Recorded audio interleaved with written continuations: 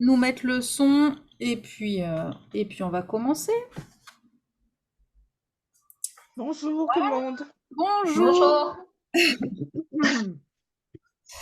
Bon, eh ben, comme d'hab, on va commencer par se poser, par respirer, par se faire une petite mise en positif, en gratitude. Du coup, bah, je vous invite à vous poser, à fermer les yeux. Bon, je vais déjà tout de suite recouper vos sons, comme ça on est sûr de ne pas être perturbé en cours de route. Voilà, donc vous calez bien votre dos, vous vous mettez confortablement, vous fermez vos yeux. Et on va commencer par prendre 3 grandes respirations. Donc vous inspirez bien par la poitrine, par le ventre. Et vous soufflez. Voilà, laissez bien aller. Vous inspirez.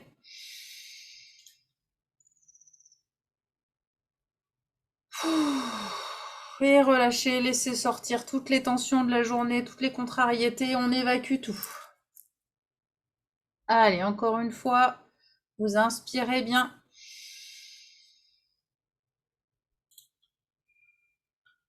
Et soufflez. Ouais, bah génial, ça baille, c'est bon signe. Voilà, restez bien dans l'intériorité, vous reprenez une respiration normale, naturelle, tranquille. Et on va faire une méditation donc de la gratitude. Vous en avez l'habitude, cette idée d'aller rechercher des émotions positives, d'avoir des pensées positives. Et c'est une des clés pour ancrer la positivité dans votre vie, pour vous aider à voir les choses de façon justement plus positive. Voilà, donc fermez bien les yeux, ressentez ce qui se passe à l'intérieur. Et donc vous allez vous plonger complètement dans la gratitude et pour toutes les bénédictions qui sont présentes dans votre vie. Et ainsi ça va vous permettre de réaliser à quel point vous êtes chanceuse dans votre vie, dans la vie que vous avez aujourd'hui. En fait, que ce soit des choses basiques ou plus exceptionnelles, eh bien peu importe. En fait, le fait de se rappeler de choses positives et de ressentir à quel point vous êtes déjà bien dans votre vie, et ce, sur plusieurs niveaux, et observer la joie que ça vous procure de vous en rappeler, de le ressentir à nouveau, eh bien ça va vous permettre de vivre avec plus d'appréciation, de vivre votre vie avec plus de positivité. Et en plus, ça va vous aider à manifester plus facilement d'autres expériences et situations qui se déclencheront en vous et qui déclencheront en vous une pensée positive. Voilà, plus vous vous remémorez de choses positives, plus ça va vous faire du bien et plus vous allez vous rendre compte que vous observerez de plus en plus de situations positives. Et plus vous aurez l'opportunité de vous dire mais qu'est-ce que j'ai de la chance de vivre cette expérience. Quelle joie j'ai dans ma vie. Et vous pouvez déjà vous le dire pour ce que vous êtes en train de vivre là maintenant finalement. Quelle chance vous avez de pouvoir vous poser là maintenant, de prendre ce temps pour vous et ce temps d'introspection pour vous. C'est une chance que vous avez mais que vous vous offrez. Et ça, prenez-en conscience. Allez, vous allez reprendre une grande respiration, vous inspirez bien. Et vous soufflez, vous sentez que votre corps se détend. Vous allez prendre une deuxième grande respiration. Voilà, et vous calmez complètement votre mental. Et vous allez prendre une troisième respiration qui va vous permettre d'être pleinement connecté à vous-même. Voilà, et respirez normalement. Et vous sentez que vous êtes apaisé et que vous êtes prête à ressentir un nouveau niveau d'appréciation pour les joies et les plaisirs déjà présents dans votre vie. Vous sentez que vous êtes détendu et en connexion avec vous-même. Et vous allez vous visualiser de l'extérieur. Vous voyez en train de méditer. Et ça vous permet de voir une personne sereine, dont le visage est apaisé. Et vous voyez que vous dégagez une énergie de calme et d'harmonie. Et surtout, vous vous voyez en train de sourire. Vous souriez.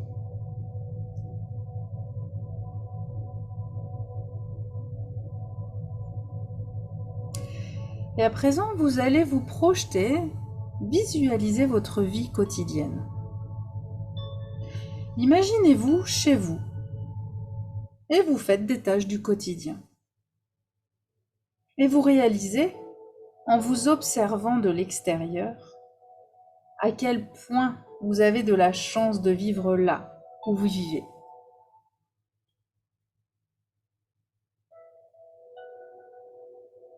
D'avoir accès au chauffage ou peut-être à la clim en été, d'avoir un toit au-dessus de votre tête, un canapé confortable pour pouvoir vous prélasser.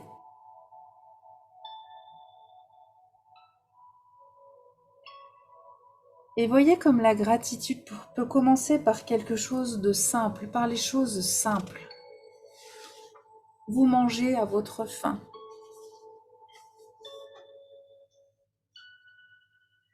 Et ressentez cette émotion de gratitude pour ces choses qui nous semblent basiques, mais qu'on a énormément de chance d'avoir.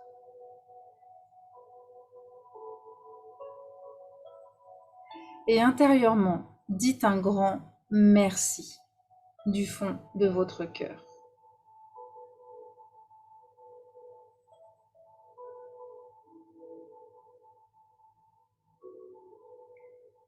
Et vous allez vous visualiser maintenant dans une autre situation de votre vie qui vous met en joie, qui vous donne le sourire. Une situation que vous connaissez, qui se reproduit, qui revient régulièrement. Quels sont les moments de votre vie actuelle, ces moments de véritable plaisir? Revivez un moment qui vraiment vous remet le sourire quand vous y pensez. Peut-être des moments avec vos enfants, des moments quand vous êtes seul dans la nature, avec les petits-enfants, avec des amis. Essayez de ressentir comment vous vous sentez lorsque vous revivez ces moments. Et prenez le temps de le ressentir intérieurement.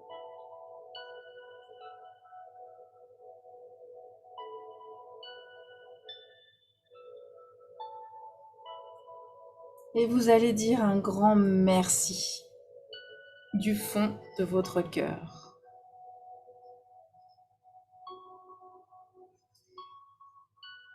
Et nous allons continuer cette exploration. Et vous allez penser à une autre situation différente de la première et qui va symboliser une autre forme de plaisir que vous pouvez avoir dans votre vie.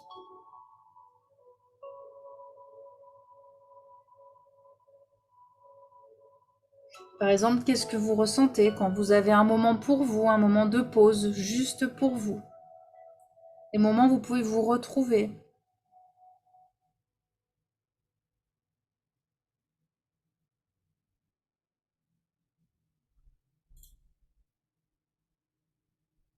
Et ressentez pleinement ce qui se passe dans cette situation. Essayez de ressentir ce qui se passe à l'intérieur de vous.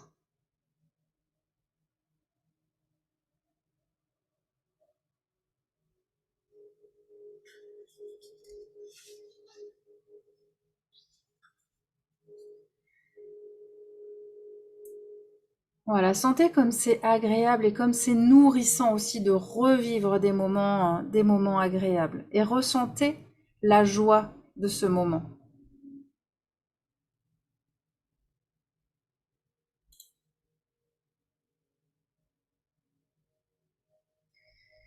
Et intérieurement, à nouveau, je vous invite à dire un grand merci du fond de votre cœur.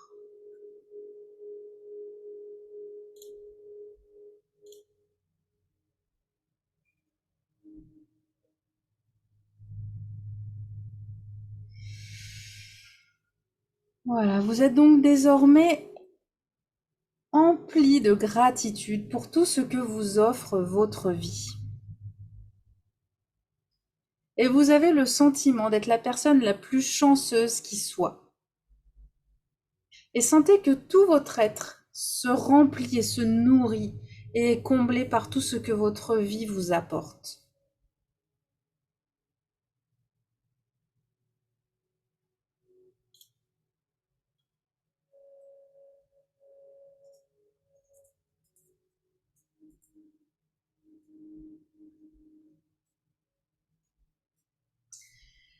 Et donc je vous invite à vous coucher et à vous lever en gardant ce sentiment en vous, en gardant ce sentiment de gratitude.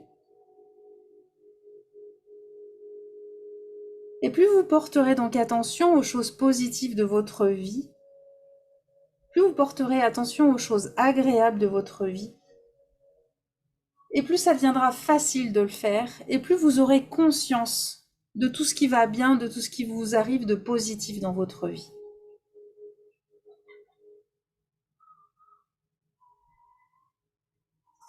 Et maintenant, je vais vous lire le petit texte de l'estime de soi. Alors, vous allez répéter après moi comme si vous vous parliez. Et donc dans tout l'univers, il n'y a pas une autre personne qui soit exactement semblable à moi. Je suis moi, et tout ce que je suis est unique.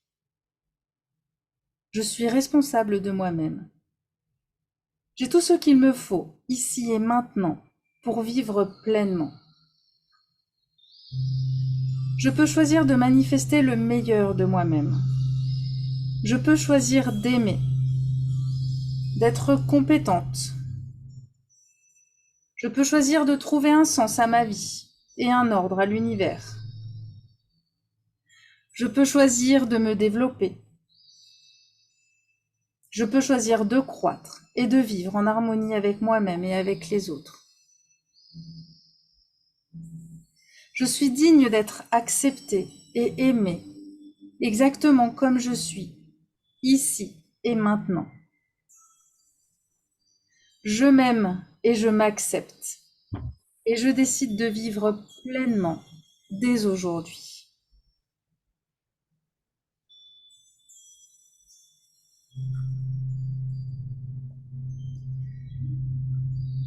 Voilà, je vous invite à revenir tout doucement à vous, tranquillement, mobilisez-vous, respirez. Vous pouvez vous étirer. Donc on a Daniel, une deuxième Daniel qui nous a rejoint entre-temps. Bonjour. Bonjour. Et Laure qui visiblement n'a pas le son. Alors je sais pas Laure si ça se corrige ou pas.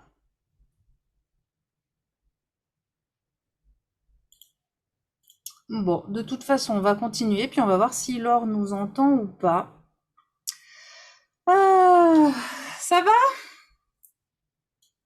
Ça fait du bien? Je vais vous remettre les sons pour que vous puissiez... Voilà, remettez vos sons si vous voulez changer. Ah, Laure nous dit c'est ok. Bon, nickel.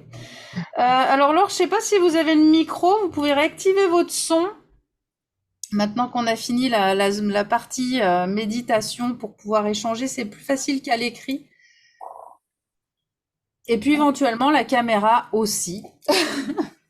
C'est pas obligatoire, mais c'est toujours plus sympa quand on a une caméra. Alors, bon, donc on va poursuivre un petit peu le travail qu'on a commencé la dernière fois. Donc pour celles qui étaient là, puis je pense que vous avez peut-être vu le replay pour celles qui n'étaient pas là. On a donc abordé le sujet de l'anxiété. Donc on va revoir ensemble un petit peu rapidement, refaire le point de ce qu'on a dit la dernière fois. Et puis, on va avancer un petit peu sur comment vous aider à gérer ces périodes d'anxiété. Donc, ce qu'on disait la dernière fois, c'est que donc l'anxiété est très fortement liée donc à l'incertitude. Le fait de ne pas savoir les choses, en fait, nous crée du stress. Et c'est ce qui va créer cette anxiété. Et donc, plus on a d'incertitude dans sa vie, de situations où il se passe des choses, mais on ne sait pas trop quoi, et plus on a de stress. Et en fait, ils ont aussi remarqué que cette anxiété n'est pas comment dire, faut que je tourne ma phrase correctement.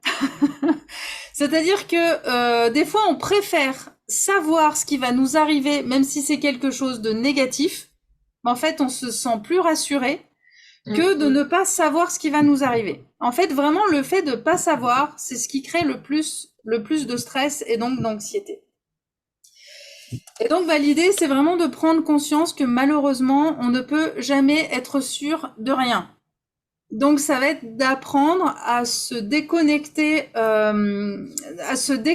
de cette peur du contrôle, de vouloir toujours contrôler, de vouloir être, de lâcher des choses, de lâcher prise pour être moins dans cette anxiété. Donc Laure nous dit qu'elle n'a pas le son, pas de vidéo. Bon, c'est pas grave. Si vous nous entendez, Laure, c'est bon. Et puis si je poserai des questions, vous pourrez répondre à l'écrit. C'est ce qu'on fait d'habitude avec Marie-Lou. Donc voilà, il y en aura toujours une à l'écrit parmi nous. Est-ce que vous avez envie de réagir déjà à ça par rapport à ce qu'on a dit la dernière fois pour celles qui ont... Est-ce qu'il y a des petites choses? Un particulier? Non, le contexte ou la définition est bien posée, c'est bien ça. C'est bon. C'est clair. C'est bien clair.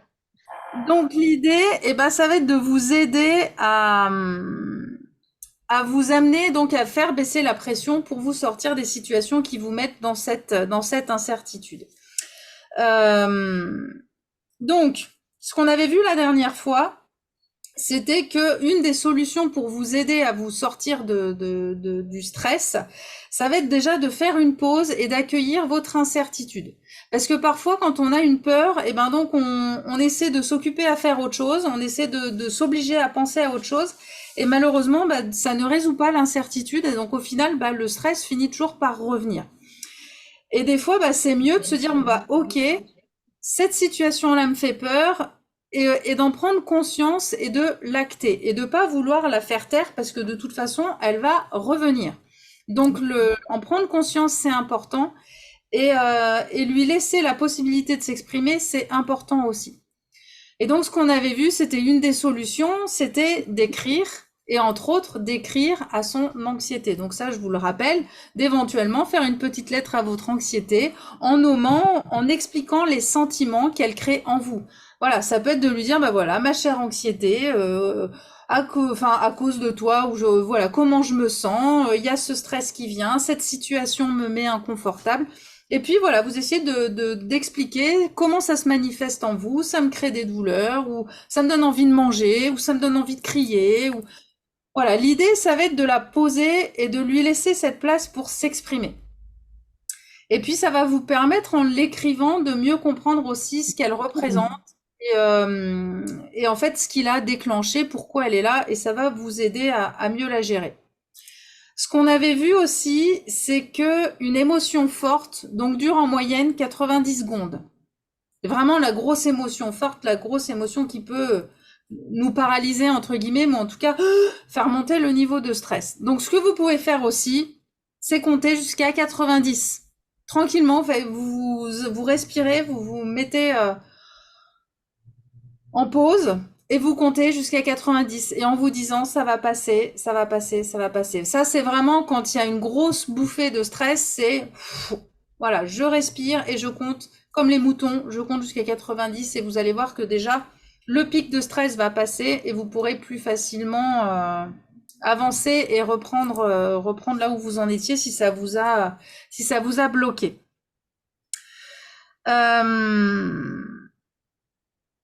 Voilà, donc forcez-vous à faire face à votre anxiété, à votre stress, ça va vous aider.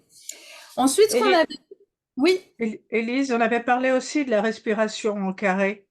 oui, alors ça, c'est dans les techniques après. Ah ouais, parce que Alors la respiration en carré peut vous aider. Alors la respiration en carré, c'est une technique, oui, qu'on a vue la dernière fois, en effet, qui peut vous aider à calmer ouais. le stress et qui peut être faite régulièrement, même en dehors de phases de stress, pour vous amener tout systématiquement. Bah là, il y a Marilou qui m'a envoyé un message cet après-midi. Là, elle pouvait pas être là, mais elle me dit que depuis qu'on l'a vue, elle le fait tous les soirs pour s'endormir.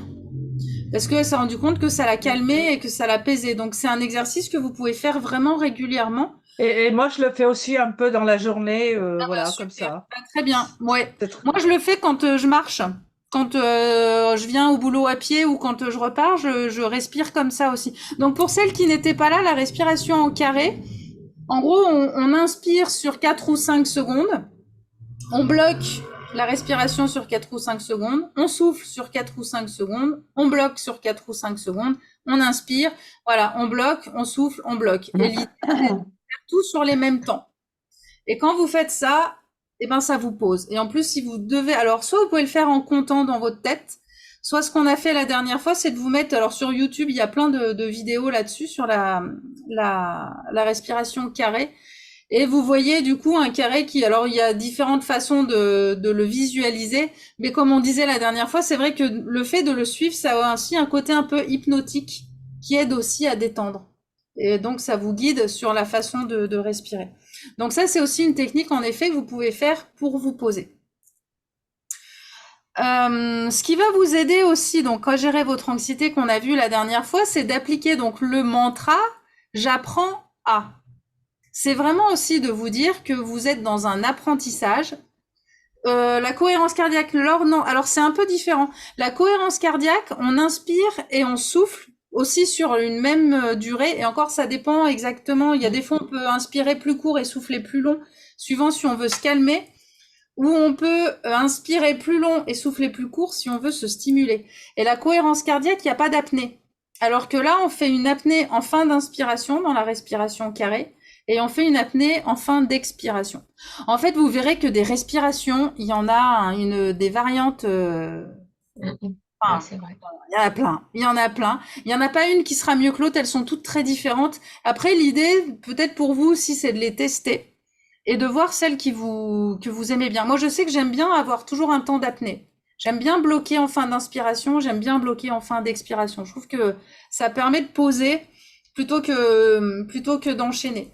Mais voilà, du coup, c'est deux respirations un peu différentes, mais c'est deux types de respiration qui vont conduire au même résultat. De toute façon, à partir du moment où on respire en conscience, eh ben, ça calme, en fait, hein. Voilà, donc c'est de vous réconforter en vous disant aussi que vous êtes dans un apprentissage et qu'on est dans un apprentissage en permanence. Voilà, aujourd'hui, vous êtes en train d'apprendre à mieux vous respecter, à mieux vous écouter, à mieux vous faire respecter par les autres. C'est des apprentissages.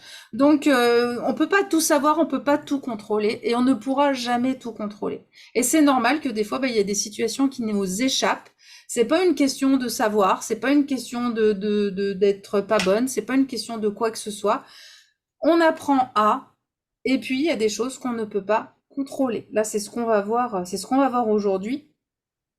Et donc, c'est aussi de vous dire, donc, j'apprends. Et donc, d'être dans un état d'esprit de croissance, de se dire, je m'améliore. À chaque fois qu'il y a une situation dans laquelle je me sens un peu perdue ou j'ai l'impression de ne pas avoir le contrôle, eh ben, j'apprends à voir, tiens, cette situation, ben, la prochaine fois qu'elle se reproduira, ben, peut-être que j'aurai un peu plus de contrôle parce que j'aurai appris de cette situation. Et c'est vraiment se dire qu'au fur et à mesure, on progresse. Et que progressivement, au fur et à mesure de sa vie, ben, on a de plus en plus de clés, de plus en plus d'outils pour faire face à de plus en plus de situations. Ça va? Ça va.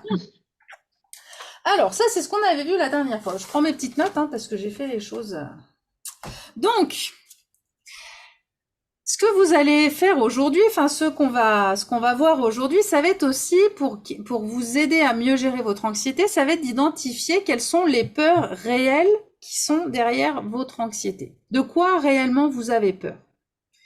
Souvent, on parle de la peur du changement. Mais en fait, c'est pas vraiment le changement qui nous fait peur. C'est plutôt à la perte que va induire ce changement. Parce qu'en général, quand il y a un changement, on perd quelque chose dans la situation, quelque chose qu'on connaît. Mais des fois, quelque chose qui ne nous convient pas. Mais en fait, on préfère avoir ce truc qu'on sait mais qui ne nous convient pas plutôt que d'aller vers quelque chose de perdre ça, mais comme on ne sait pas ce qu'on va gagner et que l'incertitude nous crée du stress, eh bien, des fois, c'est plutôt ça dont on a peur. C'est de qu'est-ce que je vais perdre? Donc, pour vous aider à contrer ce stress, eh bien, essayez de voir quand vous avez une peur, quand vous avez une anxiété qui monte, c'est en fait qu'est-ce que vous avez peur de perdre? À quoi est-ce que vous vous accrochez? Même si c'est quelque chose de négatif, à quoi est-ce que vous vous accrochez? Alors souvent, on peut avoir peur de perdre une partie de son identité. C'est un peu comme si on allait devenir un peu différente. Alors surtout quand on est quand on est dans le développement personnel, on a l'impression qu'en changeant, on va perdre une partie de soi, même si c'est une partie qu'on n'aime pas. Et se dire, mais du coup, en fait, quelle va être ma future identité? Donc des fois, ça peut être ça. Et puis, ça peut être aussi l'appréhension de retrouver des émotions désagréables qu'on n'aura pas forcément envie de ressentir, mais qu'on projette dans le futur. Et qui, si ça se trouve, n'arriveront jamais. Mais on projette du négatif et du coup, ça fait peur. Donc, pour vous aider, vous avez 3 questions que vous pouvez vous poser. Donc, la première question, ça va être de vous demander, qu'est-ce qui me fait peur? Voilà. Comme je vous disais, qu'est-ce que j'ai peur de perdre? Ensuite, vous pouvez essayer de vous poser la question. Alors après, on se reposera ces questions-là en introspection pour que vous alliez chercher ces réponses. Si vous avez une peur là aujourd'hui un peu définie. Donc la deuxième question, ça va être qu'est-ce qui pourrait mal se passer? Voilà. Si je vais dans cette situation, si j'accepte cette situation, qu'est-ce qui pourrait mal se passer? Et puis après, ce serait de vous inviter à réfléchir à quelques scénarios différents et à voir un peu qu'est-ce qu'il pourrait y avoir comme différents scénarios et comment vous vivriez chacun de ces scénarios. Par exemple, vous avez une situation où on vous demande de faire quelque chose que vous n'avez jamais fait. Et du coup, vous avez peur de pas le faire correctement. Et donc, vous pouvez avoir peur et vous dire, ouais, mais du coup, je risque de passer pour une imbécile. Ma plus grande peur, du coup, ce serait d'échouer parce que du coup, on va me rejeter ou on va se dire, celle-là, elle est nulle et de vous ridiculiser. Donc, de vous sentir rejeté. Ça peut être votre peur face à une situation que vous n'avez jamais faite. Vous pouvez avoir peur de regretter votre décision, de regretter une décision. Et du coup, on la prend pas, au moins, on est sûr de pas regretter. Quand vous jouez les scénarios comme ça, que vous imaginez un petit peu tout ce qui pourrait se passer, faites attention de ne pas surjouer le pire des scénarios. Hein? L'idée, c'est pas aussi d'accentuer la peur en imaginant le pire du pire du pire du pire, et surtout s'il y a peu de chances qu'en vrai il se passe. Donc qu'on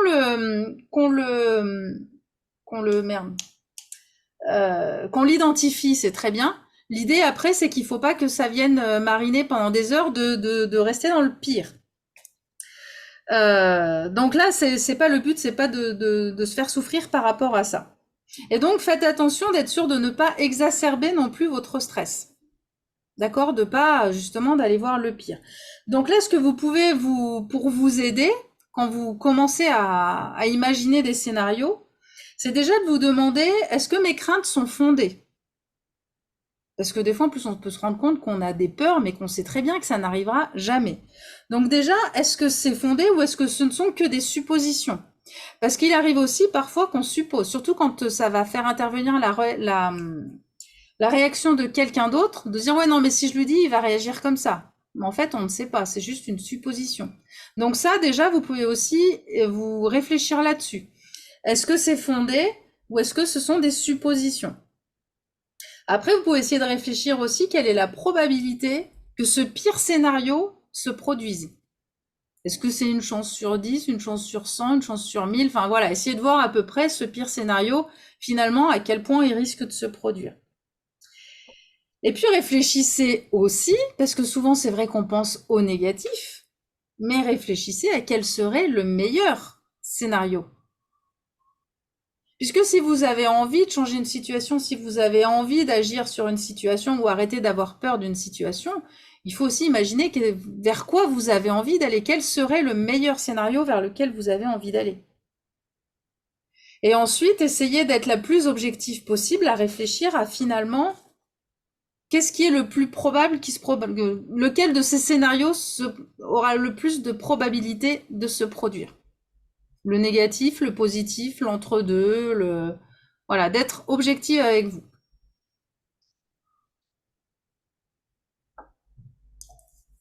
Donc, après, c'est sûr que le pire des scénarios peut en effet aussi se produire. Mais malheureusement, il y a des choses sur lesquelles on ne peut pas agir.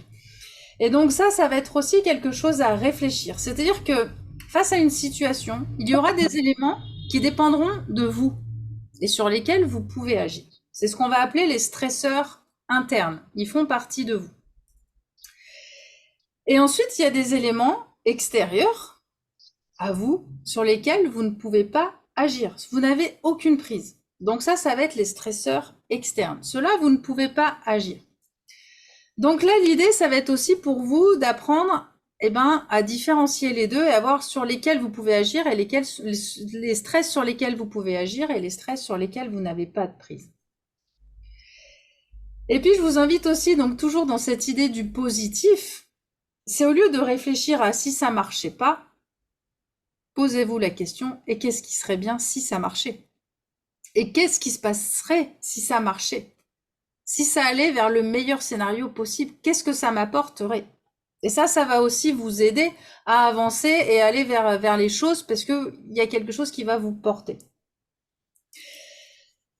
Alors, du coup, après, ce sur quoi je peux agir, ce sur quoi je ne peux pas agir. Je vais vous inviter à réfléchir, je vais vous donner une petite citation qui aide un petit peu à comprendre, à intégrer la chose. Donc, la citation, c'est « Donnez-moi la sérénité d'accepter les choses que je ne peux pas changer. Donnez-moi le courage de changer les choses que je peux changer. Et donnez-moi la sagesse d'en connaître la différence. » Voilà, l'idée c'est vraiment ça, c'est d'accepter qu'il y a des choses sur lesquelles on ne peut pas agir et d'apprendre à accepter ça, accepter cette part de j'adore Laure, bah nickel, très bien. Donc d'accepter en effet les choses sur lesquelles on ne peut pas agir. Malheureusement, on n'a pas la main, surtout vous n'avez pas la main sur les autres, vous n'avez pas la main sur ce qui se passe dans le monde. Donc c'est d'apprendre à accepter ça. Et d'avoir le courage de changer les choses qu'on peut changer. Parce que c'est vrai que ça demande aussi du courage, parce que des choses sur lesquelles on peut agir, il y en a plein, mais c'est pas forcément facile, parce que justement, ce côté, pas insécurité, ce côté incertitude, d'aller vers un changement, finalement nous crée du stress et nous empêche des fois de passer à l'action. Et donc ça demande du courage des fois de se dire, allez, j'y vais, même si ça me crée du stress, même si je sais pas ce qui va m'arriver, mon meilleur scénario possible, j'en ai tellement envie que j'y vais parce que j'ai envie de tester. Et puis si ça se passe mal, au moins je saurai à peu près ce qui peut m'arriver, je saurai comment agir et puis ce sera un apprentissage pour une prochaine fois.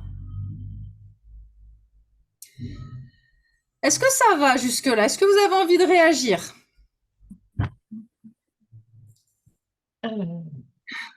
Non, pour l'instant. Ça fait son chemin. Ça fait son chemin. Là, je vais vous amener à faire votre chemin. Donc après, différencier, quand vous avez un stress, c'est un travail de longue haleine, nous dit Laure. Oui, c'est un travail de longue haleine, c'est clair. Et c'est un apprentissage et c'est toujours pareil. On est en train d'apprendre à. Donc là, maintenant, vous allez être en train d'apprendre à identifier vos stress, identifier qu'est-ce qui vous fait réellement peur et d'identifier quels sont dans cette peur les stresseurs internes, donc sur lesquels vous pouvez agir, et les stresseurs externes sur lesquels vous ne pouvez pas agir. il n'y a pas de règle. En fait, c'est subjectif aussi. Est-ce que c'est interne, est-ce que c'est externe? Ça, après, c'est aussi à vous de connaître par rapport à la situation, de connaître vos capacités, de savoir avoir l'objectivité suffisante pour vous dire non, ben ça, en fait, j'ai pas la main dessus, ou ça, oui. Par exemple, vous avez peur de tomber malade. Alors, est-ce que vous avez peur de tomber malade, mais que vous, parce que vous faites des choses que vous savez qu'il faut pas faire, ou j'en sais rien, vous mangez n'importe quoi, vous vous couchez à pas d'heure, enfin vous avez une hygiène de vie qui est pas du tout bonne, et vous avez peur de tomber malade, ou vous avez peur de tomber malade parce que vous vieillissez. Si vous avez une mauvaise hygiène de vie, c'est un stresseur interne. C'est-à-dire que vous avez peur de tomber malade, mais votre hygiène de vie, vous pouvez agir dessus. Donc ça, vous pouvez le modifier et du coup avoir moins peur de tomber malade. Si vous avez peur de tomber malade parce que vous vieillissez, que vous pensez qu'en vieillissant, on risque, bah là, c'est un stresseur externe. C'est-à-dire que vieillir, on ne peut pas faire contre. Donc, vous ne pouvez pas agir contre ça. Donc, si c'est cette peur-là, si c'est en lien avec le fait de vieillir ou il y a juste à accepter. Enfin, juste. On est d'accord que c'est facile à dire, c'est plus difficile à faire. Mais d'accepter, bah oui, je vieillis. Donc, éventuellement, je me fragilise. Mais en plus, c'est même pas forcément le cas. Mais donc voilà, l'idée, c'est vraiment d'identifier dans chaque peur sur quelle part je peux agir, sur quelle part je ne peux pas agir. Élise, j'ai une question. Ouais. Euh, comment on peut se débrouiller avec le fait de dire j'ai peur de mourir? Ça va un peu plus loin. Eh ben, c'est un peu le j'ai peur d'être malade. En quoi t'as peur de mourir? En fait, j'ai peur de mourir, ce serait ça, c'est est-ce que tu as peur de mourir parce que tu sens que tu as une hygiène de vie déplorable et que du coup ça t'amène à la mort inéluctablement? Est-ce qu'il y a la peur de mourir parce que tu te vois vieillir et que du coup bah ça arrive? Est-ce que, enfin, en fait, ce serait vraiment d'identifier cette peur, vraiment plus précisément. Je Peur pense que qu'il y ait un accident, c'est plus au niveau de l'acceptation. Accepter qu'il y a de l'acceptation de la finitude, en fait. de la, à Voilà, de la la finitude. finitude, ben voilà. Et oui. Et ben ça va être d'apprendre à lâcher ça. Justement, ça va être avec tous Je ces sais. exercices qu'on a vus, en répétant un peu les moments où tu sens, où il y a cette réflexion qui vient de j'ai peur de mourir, et ben de faire les exercices de respiration, de trouver ben, finalement quel est le pire scénario. Et si je meurs, qu'est-ce qui se passe? Qu'est-ce que ça fait? Vraiment Ça peut d'aller être, au en ça, fait, quel est qu'est-ce qui me fait peur de mourir? ben, ça fait ça fait de la peine aux gens qui m'aiment. Et ça, c'est assez insupportable. Et peut-être pas. C'est ce que je me dis. Ah, ça, c'est vache. Ça, c'est des suppositions, Corinne, hein. Si ça se trouve, ils vont dire ouais, chouette, ça y est. Non, Ouais, ouais, bon, j'entends bien. non, c'est pour rire. Bien, c'est pour rire. Mais en gros, c'est ça. C'est déjà quelle est vraiment cette peur de mourir. Qu'est-ce que ça va faire si je meurs? Bon, peur de faire de la peine aux autres, eh bien, déjà, ça peut être justement d'essayer d'agir dessus. Alors, peut-être, alors, j'allais encore dire une connerie, mais Vas-y, vas-y. bah, tu te transformes en la plus vieille chieuse possible. Tu vois, tu fais chier tout le monde. Et ben, t'es sûr, ils seront contents, ils seront pas tristes quand tu vas mourir. Oui, mais je suis pas chieuse. Non, par contre, ça peut être justement, comme tu sais qu'il y a une fin. On sait tous de toute façon qu'il y a une fin. On ne sait pas quand elle arrive. Donc ça, c'est vrai que ça peut être un côté stressant parce qu'on ne sait pas à quel moment cette fin va arriver. Mais elle va arriver pour tout le monde. Pour nous toutes qui êtes là, plus ou moins jeunes, elle va arriver. Donc ça peut être bah, déjà d'en profiter un maximum. Donc bah, de dire, c'est souvent ce que les gens disent, de pas avoir de regrets. Donc de donner tout ce que tu as envie de donner, de le donner, de vivre tout ce que tu as envie de vivre, mais sans se soumettre aux besoins des autres. C'est vraiment en fonction de toi ce qui te fait plaisir et au moins de te dire bah si je dois mourir demain, j'aurai pas de regrets. J'aurais vécu ce que j'avais à vivre. Les gens peut-être me pleureront, mais ils te pleureront avec le sourire. Je sais pas si c'est. Moi, je me rappelle qu'une fois, c'est ma cousine qui m'a dit ça. Ma cousine, elle fait de la moto. Alors, elle monte sur des motos de course là derrière des mecs qui roulent à fond, qui doublent n'importe comment. Enfin bref, moi, ça me rend malade. Et la dernière fois, ce qu'elle me disait, c'est que elle sait que c'est hyper dangereux et qu'elle risque d'avoir un accident et que le jour où il y a un accident, ce sera très probablement mortel. Mais ce qu'elle m'a dit, c'est qu'elle me dit, si je meurs comme ça, Élise, tu te diras que je suis morte avec le sourire. Et du coup, eh ben, on pleure plus la personne de la même façon. Si la personne a vécu, si on voit que la personne vit, si on voit que la personne en profite, que ben même ceux qui restent, qui sont tristes, eh ben ils ont une vision de la personne qui est décédée avec le sourire. Je sais pas si ça te parle, si Oui, oui, non, mais ça me parle bien. Ça me parle bien. donc voilà, essaie de projeter ça, de te dire, bon bah ok, en fait, de toute façon, je vais mourir, on va mourir, il y a pas de doute. Et quand on ne sait pas. Donc en attendant, eh ben j'en profite au maximum. Donc je suis pas la plus vieille chieuse possible, mais au contraire, je suis la femme la plus sympa parce qu'au moins, bah quand je serai plus là, eh ben je servirai peut-être de modèle pour mes enfants, pour mes petits-enfants. Oui, ils seront tristes parce on est triste quand on perd quelqu'un, mais au moins ils seront tristes mais avec une pensée positive pour moi. Mhm. Et puis quand ça te prend, quand l'émotion monte de ah là là et si je meurs ou eh ben fais ces exercices de respiration, écris-le aussi. Bah écoute, ma peur de mourir, voilà, quand tu viens, je me sens comme ça. En fait, c'est super désagréable, ça me met mal. Du coup, je profite moins de la vie. Donc à la limite, je préférais que tu viennes moins souvent parce que quand t'es là, bah j'arrive pas à profiter de la vie qui me reste et j'ai envie de profiter de la vie. Donc laisse-moi tranquille. Ouais. Merci de me prévenir que je vais un jour mourir, mais je le sais, j'ai pas besoin que tu me le répètes si souvent. Donc laisse-moi vivre avec le sourire. Mhm. En fait, il y a tout un chemin à faire pour cette acceptation. Ouais. Ben oui, C'est l'idée d'accepter d'accepter que, en effet, que on va mourir et que, et que c'est voilà, comme ça. Oui, et que c'est d'accord. comme ça. Mm. Et puis que, après, c'est vrai qu'il y a aussi cette incertitude. Alors, je sais pas si t'es croyante ou quoi, mais il Mm. y a des fois cette peur aussi de pas savoir ce qui va se passer après. Mm. Et ça, bah, c'est aussi trouver des solutions pour se réconforter, qu'est-ce qui se passe après? Voilà, je sais pas si c'est cette peur-là que tu as. Bon, visiblement, la peur, c'est plutôt vis-à-vis des autres. Donc, Ouais, pour le moment, comme ça, a priori, mais c'est à creuser, hein, c'est sûr. C'est à après, creuser. nous, en coaching, il y a un exercice qu'ils nous font faire souvent, c'est de se mettre donc toujours en introspection et de s'imaginer à son enterrement. Et en fait, d'imaginer, d'écrire après, d'abord de l'imaginer, après de le mettre à l'écrit, ce qu'on aimerait que les gens disent de nous le jour où on est mort. Donc c'est vraiment te dire quelle trace j'ai envie de laisser. Voilà, est-ce que Oui, tu as mais envie? je le fais un peu, mais ça me fait pleurer Eh oui, mais c'est quand normal, ça fait j'imagine. pleurer. Ouais, Ça vient spontanément, mais ça me fait pleurer à chaque fois. ouais. Eh ben oui, bah continue de le faire et essaye d'aller le plus dans le positif possible, le plus de laisser la trace le plus positif possible.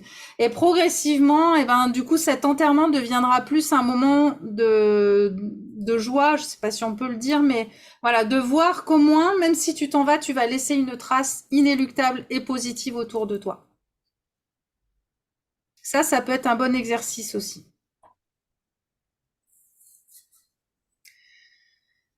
Est-ce que vous avez d'autres réactions, les Daniel? On a Evelyne qui a disparu, je sais pas, elle a dû avoir un problème de connexion. Ou Laure, même à l'écrit, est-ce que, voilà, si vous avez envie de réagir. Et donc après, eh ben l'idée, donc, c'est de définir déjà ce sur quoi vous pouvez agir ou pas. Voilà, il y a des choses sur lesquelles on peut agir. Si vous savez que vous êtes dans une relation toxique autour de vous, il y a des relations qui vous posent problème, vous ne pouvez pas agir sur la personne qui vous pose problème, ou sur l'entourage, ou la famille, enfin peu importe. Mais par contre, ce que vous pouvez faire, c'est couper la relation, c'est éventuellement déménager, si c'est vraiment tout le voisinage avec qui ça va pas. Ou... Et en fait, il y a dans une même situation, il peut y avoir un côté où on peut agir, un côté où on ne peut pas agir. Eh bien, focalisez vraiment déjà à chercher ce sur quoi vous pouvez agir. Ça, c'est le plus important. Hop, alors Evelyne revient. Donc, ce sur quoi vous pouvez agir, et puis de prendre le courage, d'avoir le courage d'aller agir quand vous sentez que ça, sur cette situation-là, vous pouvez avoir la main. Ça marche? Oui. Alors, désolée, j'ai été déconnectée, j'avais plus de wifi ni rien. Oui, ben, on a vu ouais, une petite disparition instantanée. Voilà, j'arrête. Donc, ce que je disais, c'était que donc il faut bien identifier les situations sur lesquelles on peut agir et celles sur lesquelles on ne peut pas agir, et que donc dans une même situation, eh ben il peut y avoir différents facteurs, des facteurs sur lesquels on peut agir et d'autres non. Et donc de bien vous focaliser, chercher les facteurs sur lesquels vous pouvez intervenir.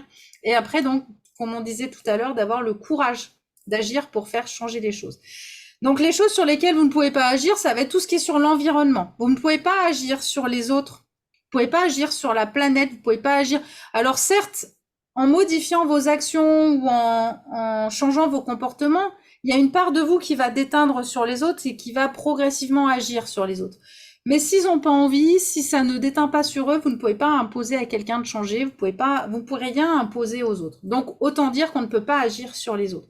Donc, il faut vraiment chercher à voir, vous, dans une situation, ce que vous pouvez faire pour pouvoir changer la situation.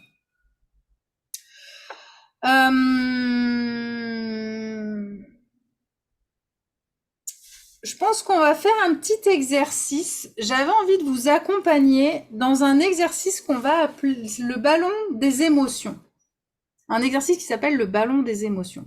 Pour vous aider, justement, quand vous avez une émotion qui arrive, encore un autre moyen d'évacuer votre émotion. D'accord? On va laisser là la partie théorique, on continuera encore la prochaine fois parce qu'il y a encore pas mal de choses à dire sur l'anxiété. C'est une émotion qui est très présente, l'anxiété, et qui, voilà, bah justement, comme on est un peu dans un, comment dire, on est dans un état d'esprit où on a besoin de contrôler les choses, où il y a cette peur de ne pas contrôler et que malheureusement, eh ben, on ne peut pas contrôler. Donc l'anxiété est très forte. Et aujourd'hui, en plus, il y a énormément d'incertitudes dans le monde dans lequel on vit. Je sais pas si c'est plus qu'avant. Je pense qu'il y a toujours eu des moments comme ça d'incertitude. Mais ce qui est sûr, c'est qu'en ce moment, il y a beaucoup d'incertitudes. Donc il y a beaucoup d'anxiété, il y a beaucoup de stress. Donc bah, l'idée, ça va être d'apprendre, et sur des choses sur lesquelles justement on ne peut pas agir. Donc ça va être de vous apporter un maximum de clés, de solutions, d'outils différents que vous allez pouvoir tester, pour voir quel est l'exercice qui vous convient le mieux. C'est une campagne souvent difficile. Ah oui, l'anxiété. Je me demandais de quoi vous parliez, la campagne. Oui, l'anxiété et l'incertitude. Ouais. C'est vraiment des choses qui sont présentes dans notre vie et du coup, bah, qu'il faut apprendre à accepter parce qu'on peut pas faire contre, on peut pas faire sans. Donc, c'est d'avoir le plus d'outils possible pour pouvoir implémenter celui qui sera le plus efficace à l'instant T quand vous en aurez besoin. Donc, on a parlé de la respiration. Donc, Laure nous a suggéré la cohérence cardiaque. D'ailleurs, sur la plateforme de développement personnel, je ne sais pas si vous avez vu, mais il y a un module qui a été fait par une de mes collègues kinés sur la cohérence cardiaque, qui vous explique vraiment ce que c'est et comment le pratiquer. Donc, si vous l'avez pas fait, je vous invite à aller voir, c'est super intéressant la vidéo qu'elle a faite. Donc, la cohérence cardiaque, en gros, c'est j'inspire sur 4 temps ou sur 5 temps et je souffle sur 5 temps. On inspire, on souffle, on inspire, on souffle. Après, on a parlé donc de la respiration en carré qu'on a faite la dernière fois. Donc, on inspire, on fait une apnée, on souffle, on fait une apnée, on inspire, on fait une apnée, on souffle, on fait une apnée. C'est une autre méthode de respiration. Et donc, tout ça, c'est des méthodes qui vont vous aider à calmer le jeu. Donc, tous ces exercices, moi, je vous invite à les faire vraiment très régulièrement. Et même quand vous n'en avez pas besoin, entre guillemets. C'est-à-dire le faire régulièrement, le matin, le soir, le midi, enfin, quand vous avez un petit moment, pour que ça devienne automatique. Parce qu'en fait, le problème, c'est que si on le fait que quand on en a besoin, donc quand on est dans la situation de stress, eh ben, c'est difficile à mettre en place parce que c'est moins instantané, c'est moins, voilà, il faut que ce soit ancré pour pouvoir arriver à le faire après facilement dans les moments de stress. Donc là, on va faire un autre exercice, donc, qui s'appelle donc les ballons des émotions. D'accord? Donc l'objectif, ça va être de visualiser, donc je vous explique quand même vite fait. Vous allez gonfler, vous allez visualiser que vous gonflez des ballons de couleurs différentes en fonction de l'émotion. Et donc, vous allez souffler dans ces ballons l'émotion qui vous dérange. Et ensuite, on va laisser le ballon s'envoler et donc l'émotion qui vous dérange s'envoler avec le ballon. D'accord? Donc, on va faire ça toujours un peu donc de la même façon. Vous allez déjà fermer les yeux. On va se remettre en introspection. Hop. Voilà, donc vous vous calez bien. Essayez de bien caler votre dos, c'est mieux si vous avez les lombaires posés. Voilà, et vous respirez tranquillement. Déjà, vous allez prendre 3 grandes respirations.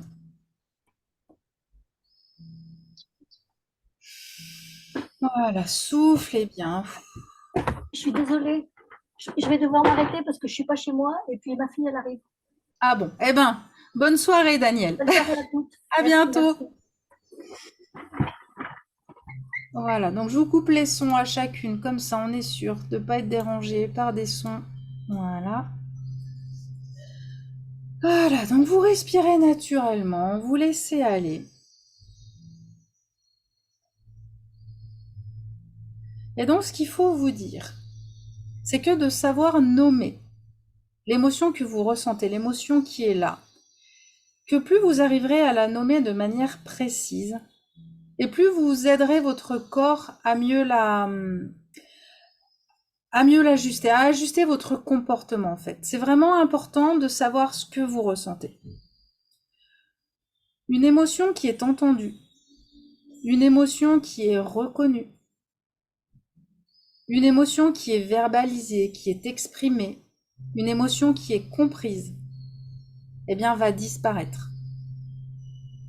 Il faut aller au bout de l'acceptation, de l'entendre, de la voir, de la comprendre pour qu'elle puisse disparaître. Elle ne disparaîtra pas si vous voulez la faire taire et que vous dites non, non, tout va bien, tout va bien. Ça ne marche pas. Et même ça fait l'inverse, c'est-à-dire que si elle n'est pas reconnue, si elle n'est pas entendue, elle va s'amplifier.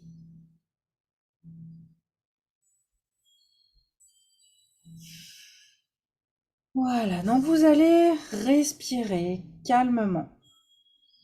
Et vous allez vous visualiser dans un endroit que vous aimez. Votre endroit ressource. Peut-être que vous l'avez déjà identifié. Peut-être que c'est toujours le même endroit, mais ça peut aussi changer. Ça peut être à la montagne, ça peut être à la campagne, à la plage. Voilà, visualisez-vous dans un endroit où vous vous sentez bien.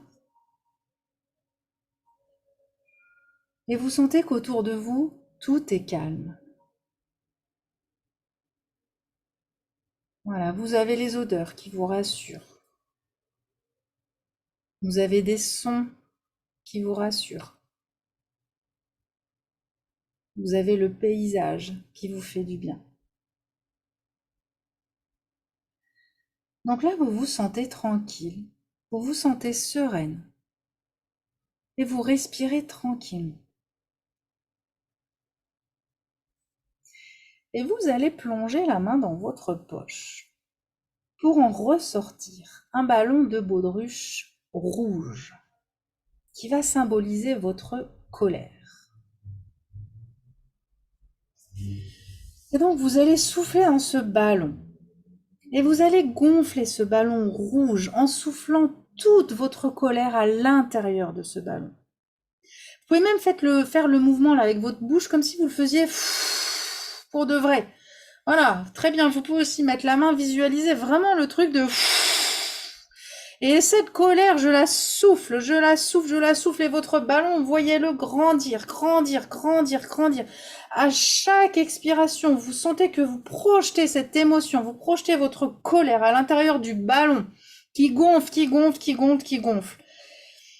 Et vous voyez tout ce qui a provoqué, tout ce qui amplifie votre colère. Vous le sortez, vous le soufflez. Voilà, on le gonfle ce ballon, on le gonfle.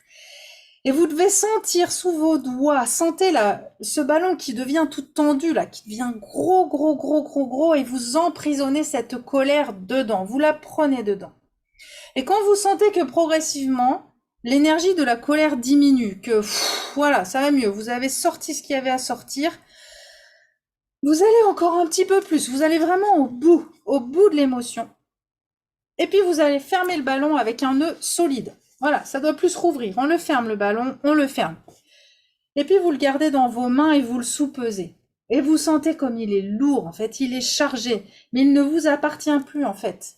Ça y est, vous avez chargé cette colère dedans et vous l'envoyez en l'air.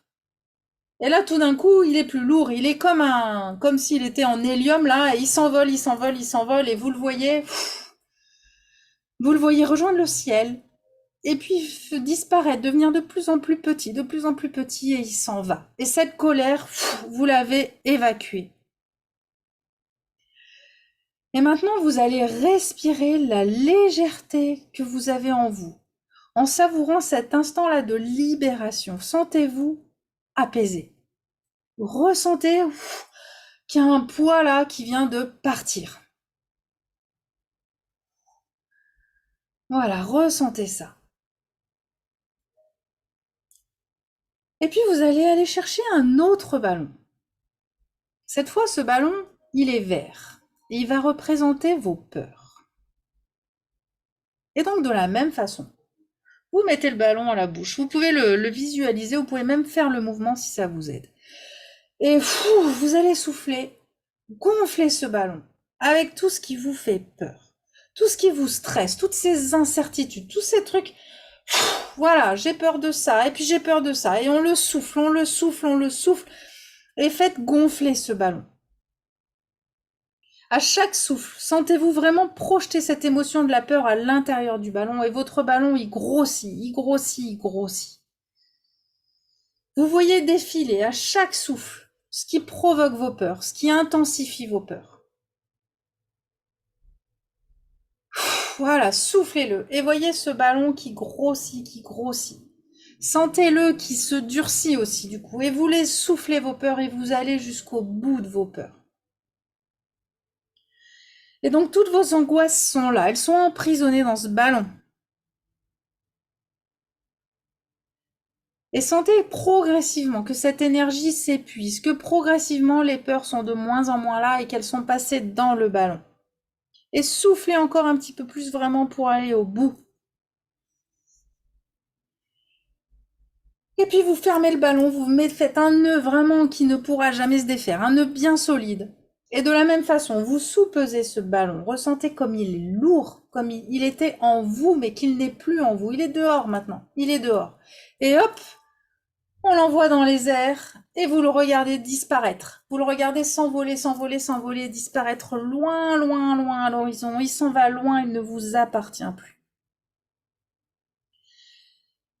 Et à nouveau, vous allez respirer la légèreté qui s'installe en vous. Et savourez cet instant de libération. Sentez-vous apaisé.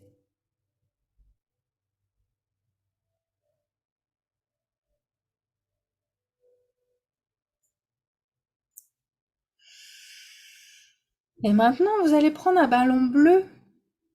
Le bleu pour la peur, pardon, pour la tristesse.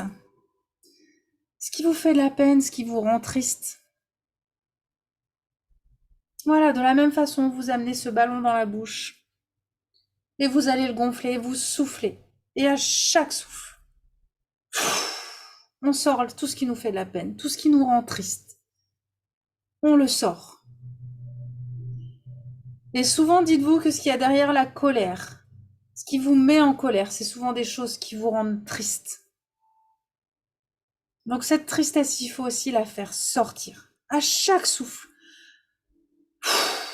évacuez ces tristesses. Et voyez votre ballon grossir, grossir, grossir. L'air passe et à chaque fois que ça passe, vous évacuez cette tristesse.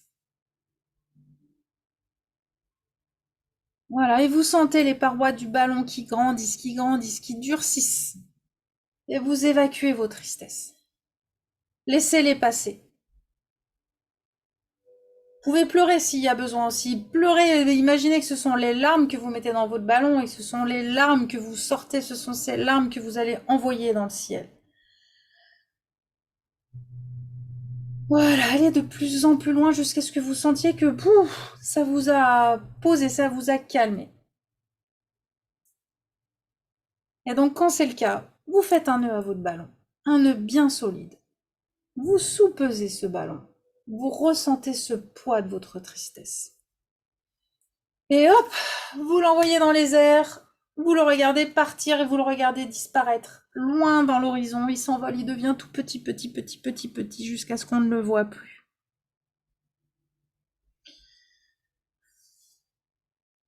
Et respirez, respirez la légèreté, la place que ça va avoir laissée.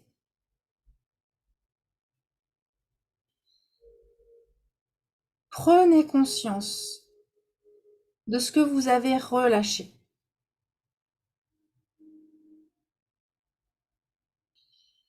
Et en faisant cet exercice régulièrement, ça va vous aider à exprimer de plus en plus clairement et posément.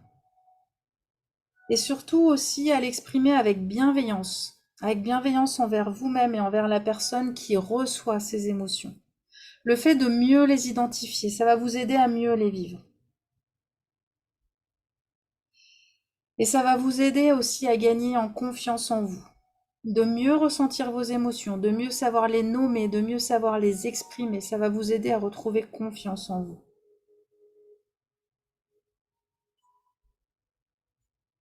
Voilà, je vous invite tranquillement à revenir à vous. Prenez le temps de vous étirer, de bâiller, de respirer.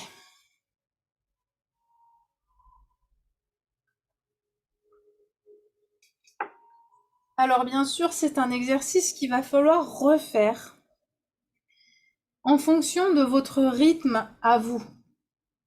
Puisque là, je vous ai imposé la fin de chaque émotion.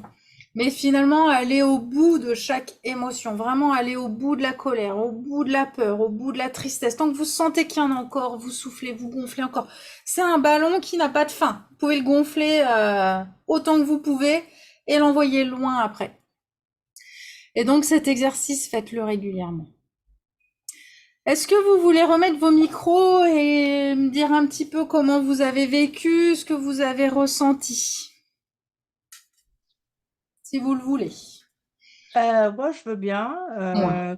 Quand on travaillait sur le ballon des peurs, j'ai été surprise qu'il soit vert.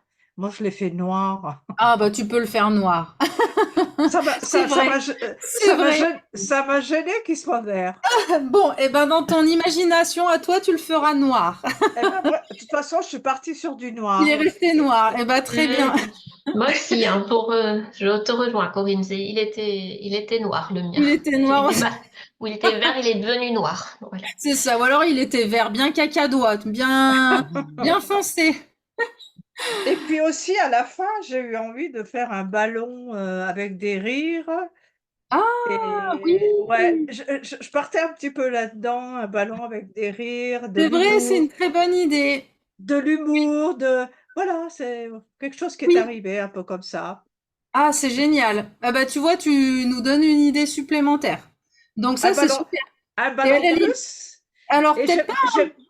oui, un ballon plus, pourquoi pas. Alors moi, je dirais pas un ballon à gonfler du coup, mais peut-être un ballon qui viendrait à toi déjà gonflé Ah et oui, euh, hmm, ça qui peut te être une donne idée. cet air-là, qui te l'ancre, qui te le Qui, rentre. qui resterait près, à Ouais, ouais, côté. ouais. Ouais, c'est chouette. Puis quand il y en a besoin, tu reprends une Co- petite taf co- de ballon de rire. comme la tétine. C'est ça. Allez hop, un petit coup de. Des fois, Ah ouais, c'est une belle image, un ballon de toutes les couleurs là. Pour le coup, il serait. ah ouais, arc-en-ciel, Ah ouais, avec une forme de licorne ou. pourquoi pas. Ah, c'est chouette. Alors, Laure nous dit quoi dans la hiérarchie des trois ballons? La peur domine. Ouais, la peur domine. La peur est souvent très présente. Donc, c'est important de l'identifier justement, puis après de voir quelle est vraiment cette peur. Et donc, comme je vous disais aussi, c'est que souvent derrière la tristesse, c'est quand même très souvent à l'origine de nos émotions. Même à l'origine de la peur et à l'origine de la colère, il y a souvent la tristesse. Et souvent, cette tristesse, en vrai, on la masque en se mettant en colère ou on la masque en ayant peur. Enfin, en fait, les autres émotions viennent masquer la tristesse qui est en réalité au fond, en cachet. Et du coup, des fois, d'aller chercher justement quelle est la tristesse derrière tout ça. Ça peut vous aider. C'est pas, et c'est en fait la tristesse, c'est une émotion qui est difficile à aller chercher, Ok. qui perturbe beaucoup, donc on a plus facilement tendance à vouloir faire taire. Eh ben voilà, je pense qu'on est pas mal pour ce soir. Est-ce qu'il y avait d'autres partages que vous vouliez dire? On a le mot de la fin. Ah, Daniel, t'avais quelque chose ou c'était... Je t'ai coupé, non? Ça va. Non. Donc on a notre petit mot de la fin. Donc pour Laure, pour la qui c'est son premier, eh ben l'idée, ça va être de donner un mot qui va définir eh ben le ressenti général de cette session. Vive les licornes. Donc quel est le mot Bah moi, du coup, ce serait peut-être bien ça. Je vais piquer le. Non, mais du coup, ouais, c'est vrai que Corinne, ça nous fait finir sur un multicolore. Moi, je finirais multicolore, mon mot de la fin. Moi, je disais ballon arc-en-ciel. Allez, Ouais. ballon arc-en-ciel. Oui, alors moi je dirais accueillir, c'est ce que Accueillir, j'ai super. gardé. Ouais. Daniel aussi? Oui, oui, sérénité aussi, moi je trouve que c'est Sérénité. intéressant. Ouais. Ah, super, génial. Et Laure nous dit introspection. Bon, et ben super. Eh ben, je suis ravie de cette session encore une fois. Merci beaucoup à vous. Merci à toi. Bah, je vous souhaite une bonne soirée. Donc, on continuera le sujet de l'anxiété la prochaine fois parce que je pense que ça va être un sujet qui va durer un petit moment. Et puis voilà, avec un petit exercice à chaque fois à la fin, des exercices différents. Et donc, cet objectif, c'est vraiment ça, c'est de vous donner un maximum d'outils. Et puis qu'après, bah, vous puissiez reproduire celui qui vous convient, celui ou ceux, parce que des fois, il y en a plusieurs, mais qui vous conviendra le mieux. Parce qu'en fait, c'est vrai que des exercices pour apprendre à gérer l'anxiété, pour apprendre à se détendre, il y en a plein. Mais toujours est-il qu'il faut trouver celui qui nous va et celui qu'on apprécie de faire, quoi. Voilà, mesdames. Eh bien, je vous souhaite une très bonne soirée. Bonne Et, soirée. donc, Également. Evelyne, merci Laure. Merci. Donc, Evelyne, on reste pour voir notre prochain rendez-vous. Et puis, bah,